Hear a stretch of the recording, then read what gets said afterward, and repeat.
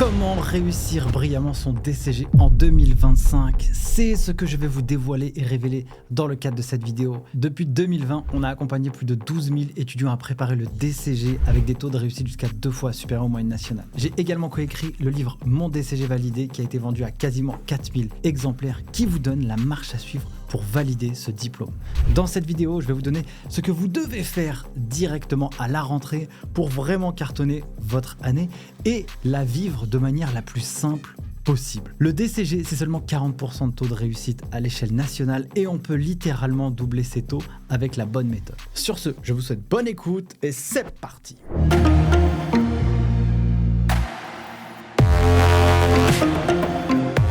Alors le diplôme de comptabilité et gestion, c'est un diplôme marketé de trop théorique, trop technique, trop difficile. Avec la bonne méthode, on peut littéralement y arriver. Dans la plateforme Les Geeks des Chiffres, on a souvent vu des étudiants passer le DCG ou préparer le DCG à seulement 3 mois des examens et avoir des notes entre 15 et 18 sur 20. Naturellement, c'est pas une magie. Le but, c'est de travailler peu, mais tout le temps et d'avoir la bonne méthode au jour numéro 1 pour que vous puissiez vivre votre diplôme et votre cursus de manière la plus simple possible. Alors je vais vous donner quelques éléments sur lesquels vous devez être extrêmement vigilant sur l'année en cours et si vous souhaitez bien préparer votre cursus. Je suis également issu du diplôme de comptabilité et gestion. Je l'ai passé il y a quelques années déjà en arrière et j'avais vraiment pas la bonne méthode. Je découvrais les cours au fur et à mesure et tout devenait flou. Lorsque j'étais en cours, ça me paraissait extrêmement compliqué. J'avais pas de méthode de travail, je savais pas comment on révise, comment on fait des fiches de révision, comment on doit mémoriser, une vraie galère. Et si j'avais eu la méthode qu'on a écrite avec Soumaya dans le livre Mon DCG validé, ça nous aurait fait à la fois gagner du temps, mais ça nous aurait permis de prendre beaucoup plus de plaisir dans le cadre de nos études. Alors, une des premières choses que vous devez faire pour bien préparer le DCG, c'est de définir un plan et d'avoir une espèce de lecture et une roadmap sur ce qui va vous arriver. Vous allez devoir faire ce qu'on appelle de l'activation. L'activation, c'est un outil extrêmement puissant qui est sous-coté, mais qui va vous apporter un grand bénéfice. Première chose que vous allez devoir réaliser, c'est faire de la petite lecture sans rentrer dans le détail. Le DCG, c'est 13 matières. Et dans ces 13 matières, si vous passez par exemple la première année, la deuxième ou la troisième, vous allez sélectionner les UE que vous allez réviser sur l'année à venir. Et ce que vous allez faire, c'est lire le programme officiel du DCG. Dans le programme officiel du DCG, vous verrez quelques mots-clés. Si je prends par exemple DCG UE9, comptabilité, qui est une UE dont le contenu change et vous avez la mise à jour du programme de formation directement sur la plateforme Les Guides des Chiffres, eh bien, vous allez lire le programme de formation et vous verrez journaux, bilan comptable, opérations courantes, opération d'inventaire. Et si vous n'avez jamais fait de compta, pas grave, vous allez mettre de l'appétit à votre cerveau. Deux choses qui vont se porter à vous. Soit vous allez avoir peur, aucune inquiétude. N'ayez pas cet état d'esprit-là où vous avez peur parce que vous ne comprenez pas les choses. C'est normal, vous ne les avez jamais faites. Mais si vous donnez de l'appétit et de la curiosité, peut-être que par vous-même, vous irez chercher sur Internet qu'est-ce que les opérations courantes en comptabilité. Et avec cette information-là, vous allez nourrir avec un peu de vocabulaire. Deuxième étape, dans le cas du DCG, vous allez télécharger quelques annales des examens passés. Le but de pouvoir télécharger les annales, c'est quoi? C'est de comprendre quelles sont les questions qu'on vous pose, quel est le niveau qui est exigé dans les examens officiels, parce qu'il y a deux versions. Le DCG, c'est 40% de réussite à l'échelle nationale. Alors, il y a une thèse. Soit on se conforme au niveau du diplôme, soit on essaie de se préparer au-dessus. Oui, mais si on se prépare au-dessus, pour certaines personnes, c'est très bien, ceux qui veulent se challenger, devenir plus fort, etc. Oui, mais ce gap entre se préparer à un niveau plus fort et le niveau attendu dans les examens, du coup, ça, soit c'est du stress inutile, ou soit c'est, entre guillemets, ça peut être du temps de perdu. Le but, c'est de valider le cursus. Donc, soyons simples et il faut essayer de se faciliter le chemin. Donc, vous regardez les annales et vous allez mettre un lien et un sens par rapport à ce que vous avez vu dans les programmes officiels. Troisième étape, vous allez activer les rapports du jury. Le jury, il vous donne des masterclass à l'intérieur. Attention, le rapport du jury vous feront des commentaires sur chacune des UE. Par exemple, pour le droit des sociétés, attention, la majeure partie des candidats ne maîtrisent pas le principe du syllogisme. Nous attendons, dans le cas des examens, telle et telle et telle chose. Du coup, ça vous permet, en amont, avant même d'avoir appris quoi que ce soit, de savoir c'est quoi l'examen et d'avoir des masterclass de ceux qui conçoivent finalement les programmes du DCG, les sujets. Et ils vous disent ce que vous devez faire. Et ça, on pourrait penser que c'est du temps de perdu de réaliser ça, mais c'est du temps de perdu pour en gagner. Parce qu'après, qu'est-ce que vous allez faire? Vous allez activer les cours du DCG. Alors soit vous achetez des livres, soit vous êtes à l'école, peut-être que vous pouvez demander à vos professeurs quels sont les cours que vous allez étudier demain. Et si vous êtes sur la plateforme en ligne Les Geeks des Chiffres, pas besoin de regarder les vidéos en détail, vous pouvez feuilleter et regarder chaque cours, vous avez des synthèses, vous avez des fiches à télécharger, comme ça vous pouvez voir ce sur quoi vous allez être interrogé, évaluer ce que vous devez apprendre dans l'année. Et donc vous prenez le livre et vous allez l'activer, regardez le chapitre, les titres, etc. par exemple, et ça va vous donner de l'appétit. Vous allez mettre du vocabulaire dans votre cerveau et ensuite vous pourrez, grâce à ces quelques éléments, concevoir un mini-programme de révision ou une routine d'apprentissage pour pouvoir préparer le DCG. Alors il y aura 2 cas de figure. Soit vous êtes en candidat libre, comme beaucoup de candidats, soit vous êtes à l'école. Si vous êtes à l'école, demandez à vos professeurs quels sont les cours que vous allez étudier dans les 2 à 3 prochains mois.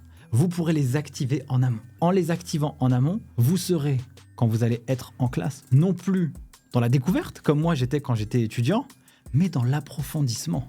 Parce qu'il vous a dit que vous verrez l'histoire de la comptabilité, la dématérialisation, vous verrez l'automatisation de la comptabilité, l'enregistrement des écritures comptables, la gestion de la TVA, peu importe, le traitement de la TVA.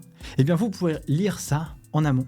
Et ça va vous donner une grosse longueur d'avance parce que lorsque vous allez l'étudier, vous n'êtes pas en pression, vous allez mettre des questions dans votre cerveau. Ah bah tiens, j'ai pas compris ce vocabulaire. Ah bah tiens, j'ai pas compris ce que ça veut dire. Ah ça, je l'ai vraiment bien compris.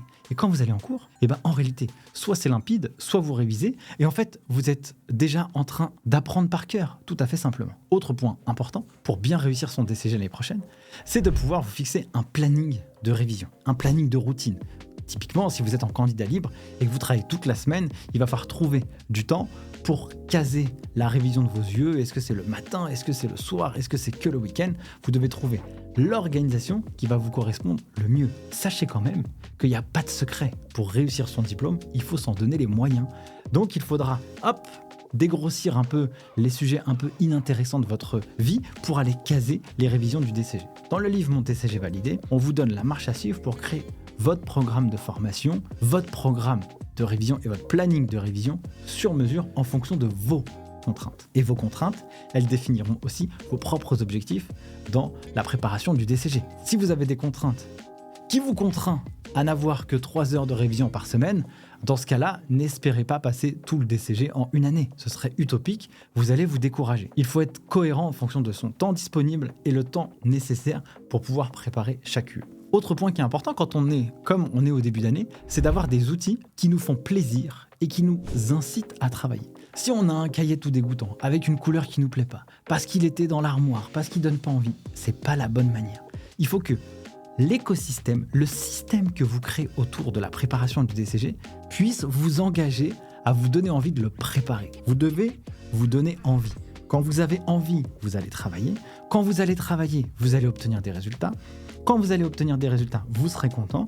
Quand vous serez content, ce sera plus facile de réviser par la suite et vous allez créer une boucle vertueuse. Et ça, c'est sous-coté, mais c'est extrêmement puissant. Donc, dans votre chambre, il ne faut pas que ce soit le foutoir, vous avez un environnement de travail qui fait que quand votre cerveau, il sait qu'il voit ça, il peut aller travailler, il a tout ce qu'il faut sur son bureau pour que ce soit plaisant. Typiquement, ici, vous voyez que j'ai pas grand-chose sur mon bureau. J'ai un ordinateur, un petit cahier ici qui me permet d'avoir mes quelques notes sur cette vidéo. Mon micro et l'histoire, elle est terminée. Et pour moi, c'est limpide, c'est clair. J'en ai pas partout et ça brouille pas ma créativité. Pour information, le cerveau va analyser son environnement. Et en fonction de son environnement, il va devoir décrypter les infos. Plus il y a d'infos, plus il y a de décryptage, plus le stress augmente ou alors la charge mentale est là parce qu'il doit déchiffrer les infos. Moins vous avez d'infos à déchiffrer, plus c'est simple pour lui. 2 autres points que je voudrais aborder aussi avec vous, c'est le fait de s'entourer des bonnes personnes. Vous serez la moyenne des 5 personnes que vous fréquenterez le plus. Les gens négatifs vous tireront vers le bas. Essayez de créer au plus possible un écosystème de personnes avec vous, soit qui préparent le DCG, si vous êtes à l'école, et puis si vous êtes en candidat libre, d'avoir un écosystème de gens qui vous encouragent à valider ce diplôme. Sur la plateforme Les Geeks des Chiffres, on a plein d'étudiants qui le font en candidat libre. Et quand on voit ceux qui sont accompagnés par leur famille, leurs conjoints, leurs enfants et qui les encouragent, on voit les résultats positifs que ça a sur les notes finales. Donc c'est important dans son entourage d'avoir des gens qui puissent nous encourager ou alors de travailler avec des personnes qui sont motivées à l'idée de réussir dans la filière comptable et financière. Enfin, quelque chose pour conclure que j'appellerais le modèle SSN, qui est le sommeil, le sport et la nutrition. Si vous ne dormez pas, si vous n'arrivez pas à apprendre, que vous êtes fatigué, que vous n'êtes pas motivé, essayez juste de faire une seule chose, de dormir. Et si vous dormez correctement, vous allez donner de l'appétit à votre cerveau, vous allez l'aider à avoir de la rétention d'informations qui sera plus facile. La routine de sommeil, elle est extrêmement puissante. Vous serez plus content, moins énervé, plus concentré, plus focus. Au lieu de réviser 2 heures, vous réviserez 30 minutes pour le même résultat à la fin. Donc le sommeil, c'est vraiment une clé de succès dans le bien-être personnel. Autre point aussi, c'est le sport. Le sport va aussi venir galvaniser votre système immunitaire. Vous allez spontanément et naturellement créer de la dopamine, de l'endorphine, de la noradrénaline, qui seront des hormones qui vont vous booster vos capacités cognitives et qui vont vous donner du plaisir et en plus qui vous mettront en bonne santé. Dernier point, la nutrition. Si vous mangez gras et sucré, vous risquerez d'avoir un problème. La trilogie sommeil, sport et nutrition, bien combinée, vous verrez que si vous faites du sport, vous aurez envie de mieux manger, vous aurez envie de mieux dormir et ce cercle est extrêmement vertueux. Vous serez une machine de guerre sans même vous en rendre compte. Si vous protégez la machine, alors elle aura de bons résultats. Les avantages économiques futurs, comme on pourrait le dire en économie, vous êtes comme une IMO. Cette IMO, si vous la soignez, vous aurez le fruit de cette immobilisation. Voilà pour cette vidéo, j'espère qu'elle vous aura plu. Si vous souhaitez la marche à suivre pour valider votre DCG à la prochaine session, on a écrit aux éditions Duno le livre Mon DCG validé, qui vous donne le guide et le mode d'emploi pour valider votre diplôme. Vous avez l'ensemble des outils pour vous organiser, mais aussi le mode d'emploi pour valider chacune des UE. Je vous souhaite une bonne année scolaire et une bonne réussite pour votre cursus. Sur ce, à bientôt et à la prochaine vidéo. Ciao!